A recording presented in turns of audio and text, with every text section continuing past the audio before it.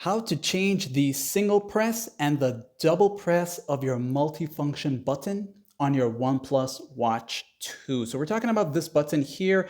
When you single press it, it takes you to something, and when you double press it, it does something else as well. So if you want to change what that single and double press will access, here's where you can go to change these settings. Starting from the clock face view, you'll simply swipe down at the very top here and tap on the settings icon right here.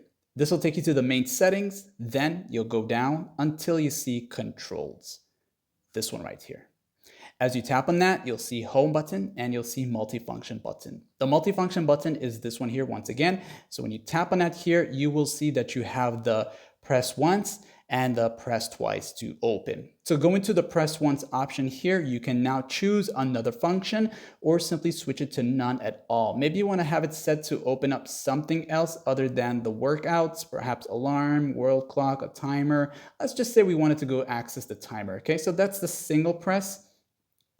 And then now you'll go to the press twice to open. So at default, it'll be set to the Google Wallet. And if you don't want it to be that, you can have it set to something else. All right, so maybe I'll just say, let's just say the heart rate. You want to check your heart rate, right? So when you select that here and you swipe away, you'll see now you have the settings changed here.